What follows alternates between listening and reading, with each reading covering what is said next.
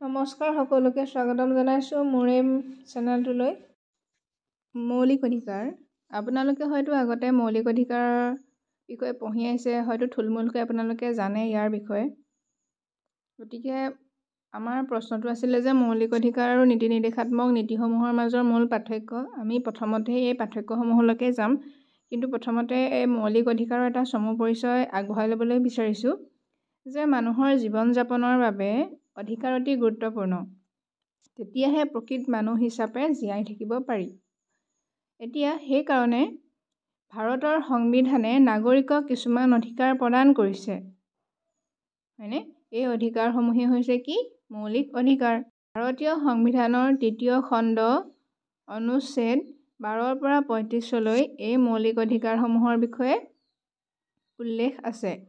ইংলিছত part 3 article 12 to 35।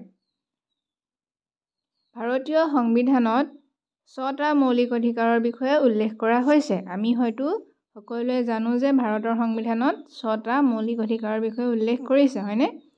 সমতাৰ অধিকাৰ, স্বাধীনতাৰ অধিকাৰ, ধৰ্মীয় অধিকাৰ, শোষণৰ বিৰুদ্ধে অধিকাৰ, শিক্ষা আৰু সাংস্কৃতিক অধিকাৰ, সংবিধানৰ প্ৰতিকাৰৰ অধিকাৰ, এনেধৰণে ৬ ধৰণৰ মৌলিক অধিকাৰৰ বিষয়ে উল্লেখ কৰিছে। এতিয়া মৌলিক অধিকাৰৰ এটা উদাহৰণ হৈছে বাক স্বাধীনতাৰ অধিকাৰ, হয়নে? আৰ্টিকল নাম্বাৰ ক'ত হ'ব? সেইটো 19ত আছে।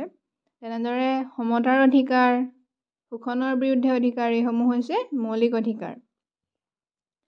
তাৰ পাছত আহোঁ আমি ৰাষ্ট্ৰৰ নিৰ্দেশাত্মক নীতিসমূহ। সংবিধানৰ পাৰ্ট 4 আৰ্টিকল নাম্বাৰ 36 to 51। ইয়াত ৰাষ্ট্ৰৰ নিৰ্দেশাত্মক নীতিসমূহৰ বিষয়ে ভাৰতৰ সংবিধানত উল্লেখ কৰিছে। ৰাষ্ট্ৰৰ নিৰ্দেশাত্মক নীতিসমূহ কিছুমান চৰকাৰৰ কাৰণে ভাৰতীয় সংবিধানে নিৰ্দিষ্ট কৰি দিয়া কিছুমান নীতি। যেতিয়া এখন দেশৰ চৰকাৰে, উদাহৰণস্বৰূপে আমাৰ ভাৰতবৰ্ষৰ চৰকাৰে যেতিয়া ভাৰতবৰ্ষক কল্যাণকামী ৰাষ্ট্ৰ হিচাপে প্ৰতিষ্ঠা কৰিবলৈ কিছুমান কাৰ্যপন্থা হাতত ল'ব, তেতিয়া এই নিৰ্দেশাত্মক নীতিসমূহৰ প্ৰতি লক্ষ্য ৰাখি তেওঁলোকে আঁচনি আৰু কাৰ্যপন্থা গ্ৰহণ কৰিব।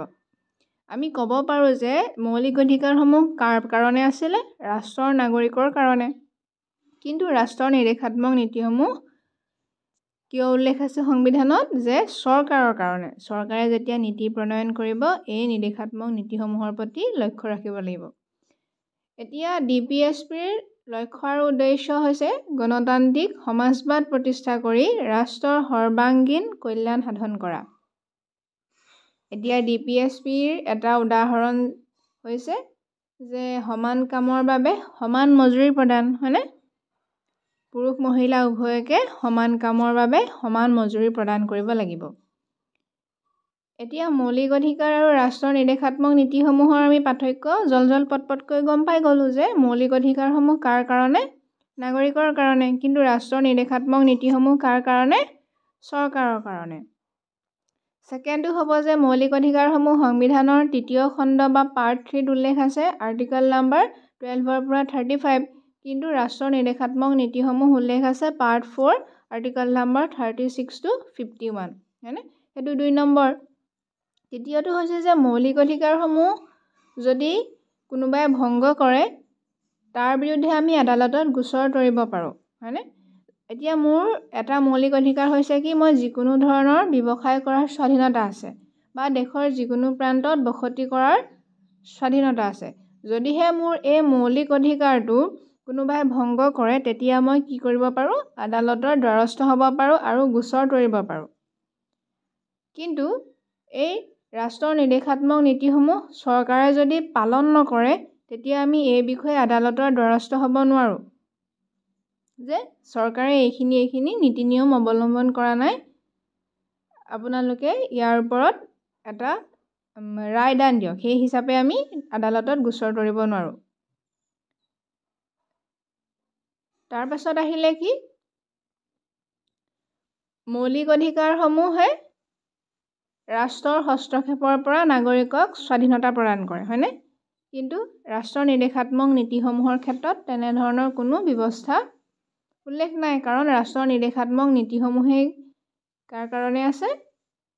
চৰকাৰৰ কাৰণে আছে।